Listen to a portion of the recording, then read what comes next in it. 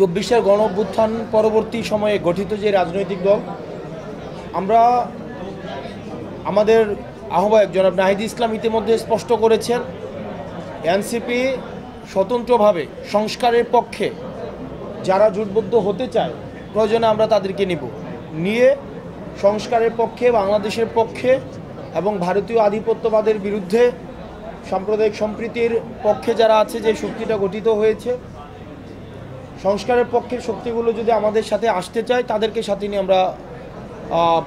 আমরা জোট গঠন করতে পারি। কিন্তু যারা সংস্কারের বিপক্ষে অবস্থান নিয়েছে, যারা দেশের সংস্কার কার্যক্রমকে বাধাগ্রস্ত করেছে, 24-এ যে কারণে মানুষ রাস্তায় নেমে এসেছিল, সেই জন আকাঙ্ক্ষার বিরুদ্ধে যারা অবস্থান নিয়েছে, তাদের সাথে এনসিপির কোনো জোট, তাদের সাথে এনসিপির কোনো ধরনের কোনো নির্বাচনী অ্যালায়েন্স, সেটি আসলে সম্ভব নয়। 2 নম্বর বিষয় হচ্ছে নির্বাচনী অ্যালায়েন্স, ইলেকটোরাল অ্যালায়েন্স এবং দেশের সামগ্রিক স্বার্থে আমরা এনসিপি সবসময় ছাড় দিয়ে এসেছি, আমরা সংস্কারের পক্ষে সবসময় ছাড় দিয়ে এসেছি, জাতীয় ঐক্যমত্যের প্রশ্নে আমরা সবসময় ছাড় দিয়ে আসছি। জাতীয় ঐক্যমত্যের প্রশ্নে, সংস্কারের প্রশ্নে যে রাজনৈতিক দলগুলো আসতে চায়, আমরা তাদেরকে নিয়ে পরবর্তী নির্বাচনী কার্যক্রম আমরা পরিচালনা করতে আমরা তাদেরকে ওয়েলকাম জানাবো। এই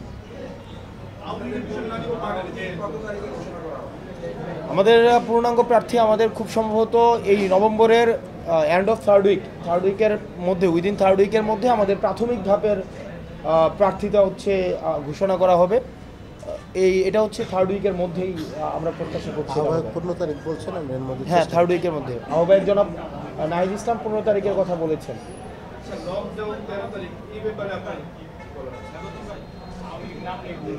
লকডাউন 13 তারিখ এই বিষয়ে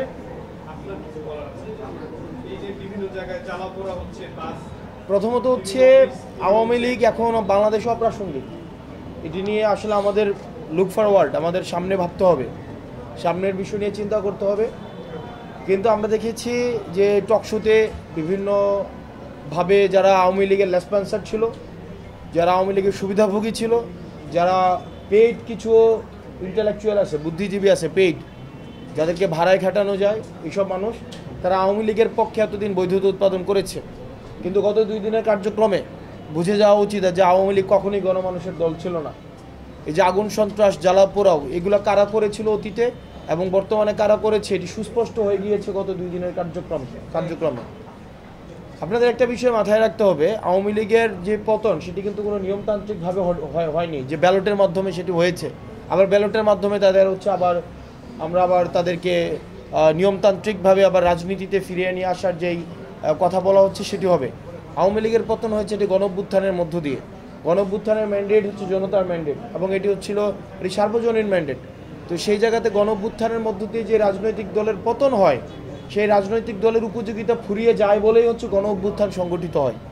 সেই রাজনৈতিক দলের নীতি আদর্শ যখন জন আকাঙ্ক্ষার বিরুদ্ধে যায়, তখনই গণঅভ্যুত্থান সংগঠিত হয়।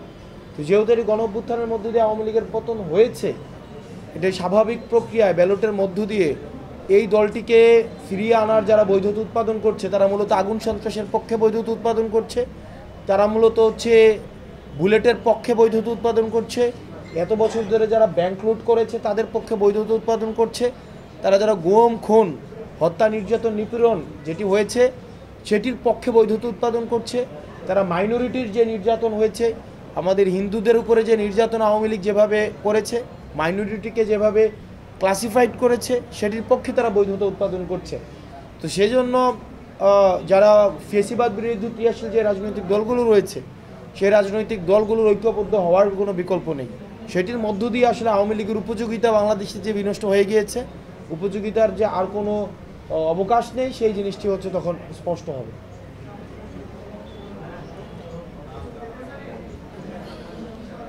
জি, আর কারো কোনো কোশ্চেন আছে? আমার নাম হলো মোহাম্মদ খালেদ কিশোর। আপনারা তো আমাদের বিপ্লবী সন্তান, আমাদেরকে নতুনভাবে বাঁচার রাস্তা দেখিয়েছেন। আপনাদের ডাকে যারা নিরীহ দেশের জন্য নেমে এসেছে এবং কাজ করেছে, তাদের জন্য কি আপনারা কিছু ভাবছেন? আমি তাদের মধ্যে একজন। রাষ্ট্র আমাকে সনদপত্র দিয়েছে ভাই, যারা এই যে টাকা বিলে পুড়িয়ে ফেলেছে, আমি রাষ্ট্রের আহ্বানে দেশের জন্য কাজ করেছি। আপনি কোন পত্রিকায় কাজ করেন? আমি নারায়ণগঞ্জ থেকে কাজ করেছি ভাই। কোন পত্রিকায় কাজ করেন? সরি না আমি কোনো পত্রিকা না ভাই পরিবেশ কর্মী, নারায়ণগঞ্জের একজন পরিবেশ কর্মী। কাজ করি দেশের জন্য আওয়ামী লীগ আমাকে চেনে এই বিষয়গুলো নিয়ে আমাদের কার্যক্রম অব্যাহত রয়েছে।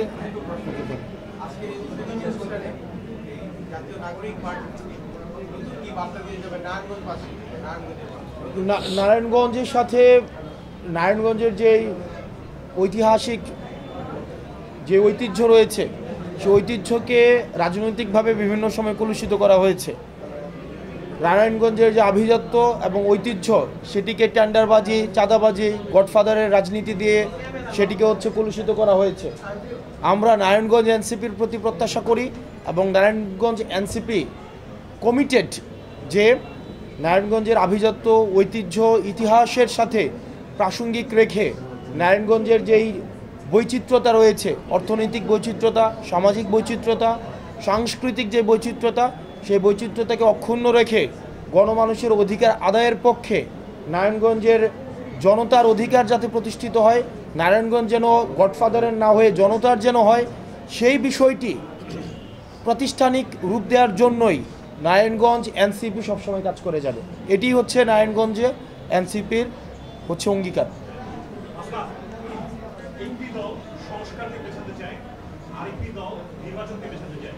এনসিপির অবস্থান আমরা সংস্কার কার্যক্রমকে ফেসিলিটেট করেছি এবং সংস্কার কার্যক্রমকে যদি বলা যায় যারা পায়োনিয়ার এনসিপি থেকেই প্রস্তাবনা এসছে, এনসিপি থেকে এই কার্যক্রমকে ফেসিলিটেট করা হয়েছে। একই সাথে আমরা নির্বাচন কার্যক্রমকে আমরা ফেসিলিটেট করতে চাই। আমরা চাই এই গণঅভ্যুত্থানের মাধ্যমে আমাদের গণতান্ত্রিক যে পট পরিবর্তন, গণতান্ত্রিক উত্তরণের কোনো বিকল্প নেই। অবশ্যই নির্বাচন হতে হবে, অবশ্যই নির্বাচনের মধ্য দিয়ে আমাদের গণতান্ত্রিক রূপান্তরের দিকে আমাদের যেতে হবে, যেটির জন্য আমাদের দীর্ঘ 1.5 দশকের বেশি সময় ধরে আমাদের ফেসিবাদ বিরোধী রাজনৈতিক দলগুলোর নেতাকর্মীরা শ্রম দিয়েছে, ঘাম দিয়েছে, রক্ত দিয়েছে, পরিবারকে ত্যাগ করেছে। তারা সামাজিক অধিকার থেকে বঞ্চিত হয়েছে, রাজনৈতিক অধিকার থেকে বঞ্চিত হয়েছে, তাদের সামাজিক জীবন বিপন্ন হয়েছে, পারিবারিক জীবন বিপন্ন হয়েছে, রাজনৈতিক জীবন বিপন্ন হয়েছে। আমরা এনসিপি, শুধু এনসিপি নেতাকর্মী না, আমরা বরং ফেসিবাদ বিরোধী যে কোনো রাজনৈতিক দলের যারা গণতন্ত্রের স্বার্থে যারা লড়াই করেছে, আমরা প্রত্যেকটি ত্যাগকে আমরা ধারণ করি এবং সেই ধারণ করে আমরা চাই একটি গ্রহণযোগ্য, নিরপেক্ষ, আমরা একটি অংশগ্রহণমূলক নির্বাচন যেখানে জনগণের অংশগ্রহণ থাকবে এবং সেই প্রক্রিয়াকে কিন্তু আমরা ফেসিলিটেট করছি। এবং এই ফেসিলিটেশনের জন্যই কিন্তু আমরা চেয়েছি ইনস্টিটিউশনাল রিফরমেশন।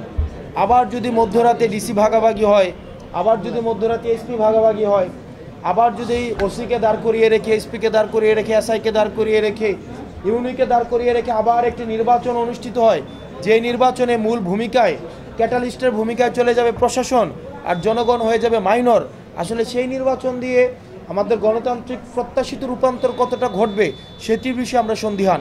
সেই জন্যই কিন্তু আমরা প্রাতিষ্ঠানিক যে সংস্কারের প্রস্তাবনা আমাদের কাছ থেকে এসেছিল, যাতে করে জনগণের ক্ষমতায়ন নিশ্চিত হয়। সেজন্য আমরা বলতে চাই, আপনি বলেছেন একটি দল সংস্কারের বিপক্ষে, একটি দল নির্বাচন পিছানোর বিপক্ষে। সেই জায়গায় দুইটি দলের যে জায়গায় সীমাবদ্ধতা রয়েছে, এনসিপি সেই সীমাবদ্ধতাকে উত্তরণ করার মধ্য দিয়ে বরং আমরা একটি প্রো বাংলাদেশ, আমরা একটি নির্বাচনমুখী, যেটির মধ্য দিয়ে মানুষের ক্ষমতায়ন হয়, সেটি পুরো প্রক্রিয়াকে সহযোগীকরণের জন্য, পুরো প্রক্রিয়াকে আরও বেশি গতিশীল করার জন্য এনসিপি নিরলসভাবে কাজ করে যাচ্ছে। ঘোষণা দিয়ে আওয়ামী লীগ জ্বালাও পোড়াও করছে, আইন শৃঙ্খলা বাহিনী সবকিছু অবগত যে 13 তারিখটা হাসপাতাল হতে পারে, তারপরও তারা নিয়ন্ত্রণ করতে পারছে না। এমন আইন শৃঙ্খলা বাহিনী দিয়ে নির্বাচন সুষ্ঠু করা কতটুকু সম্ভব বলে আপনার? একই প্রশ্ন তো আমারও আপনাদের কাছে।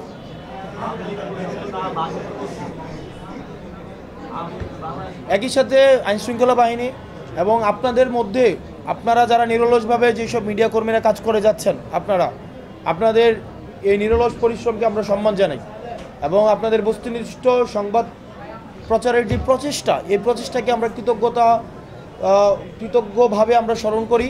এবং একই সাথে এটাও সত্য, আপনাদের এই প্রচেষ্টাকে আপনাদের মধ্যে আবার এক ধরনের পক্ষ রয়েছে যারা কলুষিত করার চেষ্টা করে, মিডিয়া প্রপাগান্ডা, ইন্ডিভিজুয়ালি ফ্রেমিং করার মধ্য দিয়ে যারা ফেসিবাদের পক্ষে যারা মতামত উৎপাদন করে, যারা গণহত্যার পক্ষে মতামত উৎপাদন করে, আওয়ামী লীগের পক্ষে মতামত উৎপাদন করে, যারা সংস্কারের বিপক্ষে মতামত উৎপাদন করে, যারা নির্বাচন পিছানোর বিপক্ষে মতামত উৎপাদন করে, যারা আওয়ামী লীগকে একটি গণতান্ত্রিক দল হিসেবে হচ্ছে প্রকাশ করার জন্য মতামত উৎপাদন করে, তারা হচ্ছে আপনাদের এই নিরলস প্রচেষ্টাকে মূলত কলুষিত করে। আপনারা যারা ফেসিবাদ পরবর্তীতে বাংলাদেশকে এগিয়ে নিতে চান, আপনাদের যে নিরলস প্রচেষ্টা রয়েছে, এই প্রচেষ্টাকে মিডিয়া মাফিয়া এক শ্রেণী রয়েছে, সেই মিডিয়া মাফিয়ারা কিন্তু আপনাদের এই প্রচেষ্টাকে আপনাদের ব্যর্থতায় পর্যবেসিত করার জন্য নিয়মিত ষড়যন্ত্র করে যাচ্ছে। সেই বিষয়ে আপনাদেরকে সতর্ক হতে হবে। একই সাথে সাথে প্রশাসনকে সতর্ক হতে হবে। একই সাথে সাথে আমাদের দেশের প্রতিষ্ঠানগুলোকে যদি আমরা সুসংহত না করতে পারি, দিন শেষে আসলে কোনো সময় একটি স্বচ্ছ নিরপেক্ষ অংশগ্রহণমূলক নির্বাচন সম্ভব না। ধন্যবাদ। Thank you so very much. আপনারা এসছেন, ধন্যবাদ। সবাইকে কৃতজ্ঞতা প্রকাশ করছি।